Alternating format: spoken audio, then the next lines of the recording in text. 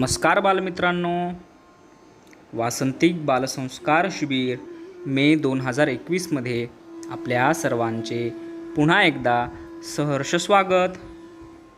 या सत्रामध्ये आपण विविध औषधी वनस्पतींची माहिती घेत असतो।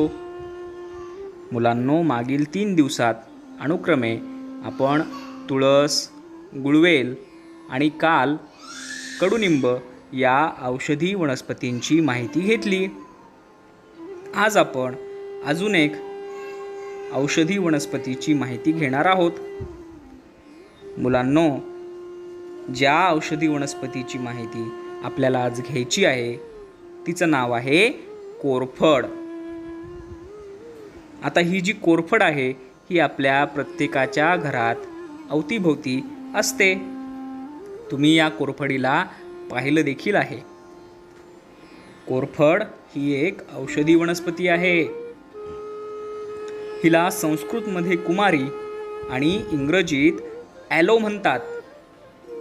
हिच्यापासून कुमारी असव हे परंपरागत आयुर्वेदिक औषध बनते। मुलांनो, कोरफडीचा रस आरोग्यदायी आहे। कोरफडीच्या रसामध्ये vitamin A, C, B1, B2, B3, B6, folic acid हे घटक असतात। तर मॅग्नेशियम, झिंक, लोह, कॅल्शियम, पोटॅशियम आणि सेलेनियम यासारखी खनिजे असल्याने शरीराला पोषक घटकांचा पुरवठा होतो। त्यामुळे दररोजच्या आहारात कोरफडीच्या रसाचा समावेश करावा अशी काहींची शिफारस आहे।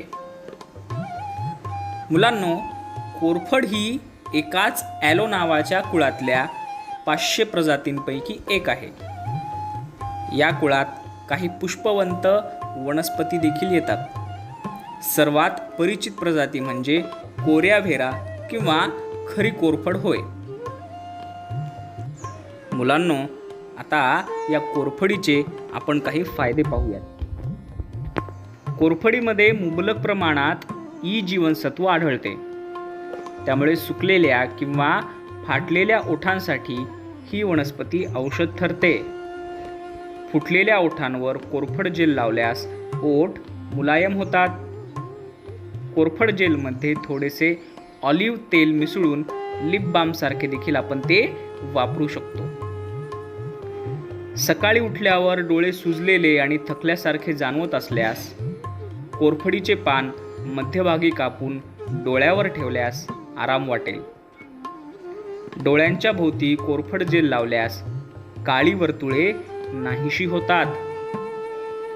मुलांनो, या कोरफडमध्ये पाण्याचे प्रमाण खूप असते। त्यामुळे त्वचा हायड्रेट राहते। हिवाळ्याच्या दिवसांमध्ये आपली त्वचा कोरडी पडते। यावेळी या कोरफड जेलचा वापर आपण मॉइश्चरायझर सारखा करू शकतो। त्याचबरोबर कोरफडीचा गर वजन कमी करण्यासाठी खूप फायदेशीर ठरतो। कोरफडीमध्ये व्हिटॅमिन आणि फायबर गुणधर्म असतात। दररोज कोरफडीचा रस प्यायल्याने वजन कमी होण्यास मदत होते। मुलांनो, आपल्या त्वचेची स्वच्छता, डाग, पुटकुळ्या आणि सुरकुत्यांवर देखील ही कोरफड अत्यंत उपयुक्त ठरते। त्याचबरोबर ठराविक हवामानामुळे आपल्याला होणारी सर्दी किंवा वारंवार होणारा खोकला कमी करण्यासाठी या कोरफडीचा आपण नियमित पोटातून वापर केला तर तो अतिशय चांगला असतो। या कोरफडीचा जर आपण रस घेतला, नियमित घेत राहिलो तर या ठराविक हवामानामुळे जी होणारी सर्दी आहे, खोकला आहे, तो कमी होतो।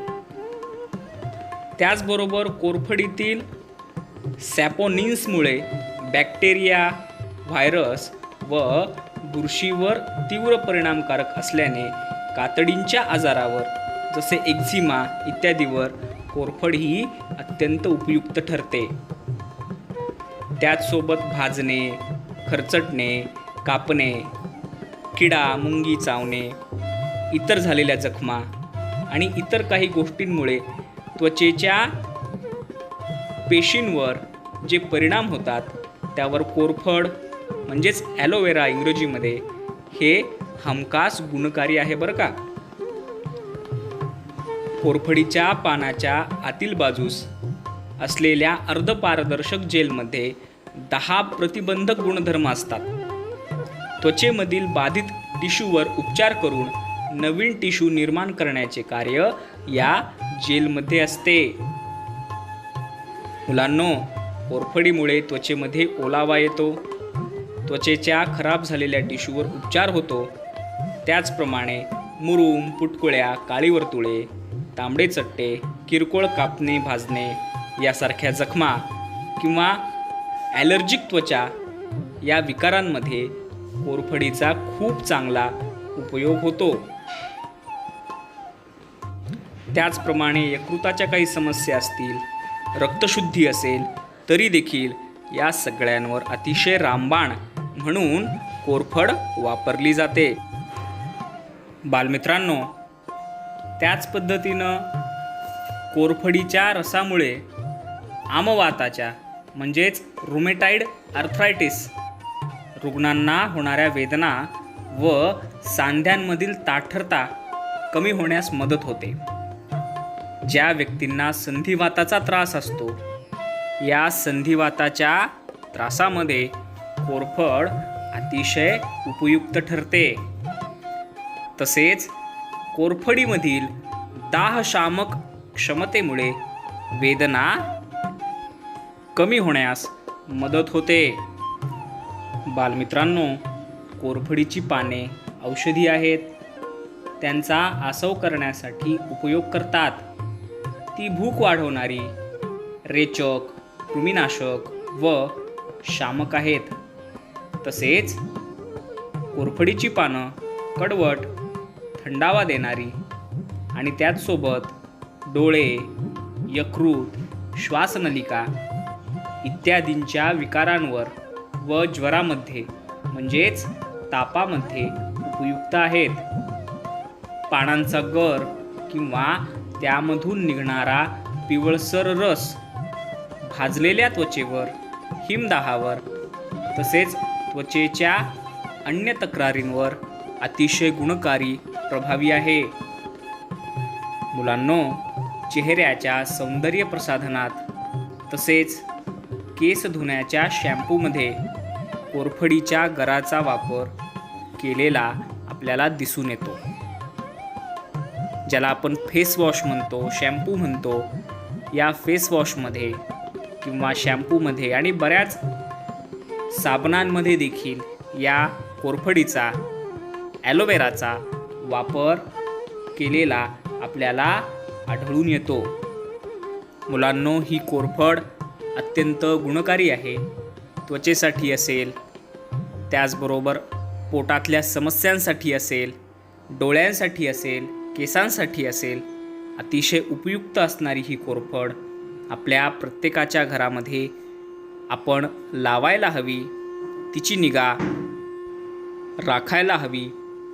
कोरफडीच्या पानांचा रस, कोरफडीचा रस आपण सर्वांनी घेतला पाहिजे. मुलांनो, या वासंतिक बालसंस्कार शिबिराच्या माध्यमातून आपण प्रत्येक दिवशी एका वेगवेगळ्या औषधी वनस्पतीची माहिती घेतलेली आहे.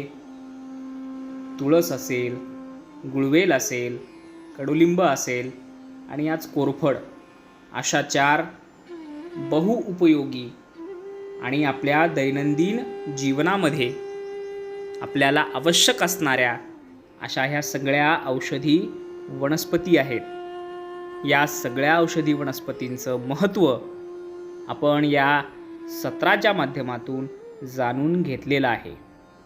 बालमित्रांनो, या सत्राचा उद्देश औषधी वनस्पतींची माहिती या वासंतिक बालसंस्कार शिबिरात आपल्याला देण्यामागचा उद्देश हाच होता की आपल्या निसर्गामध्ये, आपल्या आजूबाजूच्या परिसरामध्ये ज्या हितावह गोष्टी आहेत, ज्या आपल्याला आरोग्याच्या दृष्टीने फायदेशीर गोष्टी आहेत, वनस्पती आहेत, त्यांची माहिती आपल्याला व्हावी, त्यांचा सुयोग्य वापर आपण आपल्या दैनंदिन जीवनामध्ये करावा, हा एक दृष्टिकोन समोर ठेवून आपल्यापर्यंत या सत्राच्या माध्यमातून ही माहिती पोहोचवली.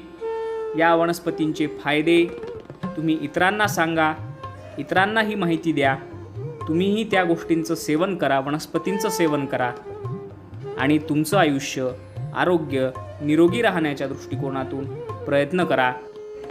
आणि त्याचसोबत बालमित्रांनो, तुमचे घरचे आईवडील असतील, घरातील इतर सदस्य असतील, तुमचा मित्रपरिवार असेल, यांच्यापर्यंत देखील या वनस्पतींची माहिती पोचवून त्यांचंही आरोग्य कसं निरोगी राहील, सुदृढ राहील, यासाठी विशेष प्रयत्न करा. स्वतःची काळजी घ्या, इतरांचीही काळजी घ्या. धन्यवाद.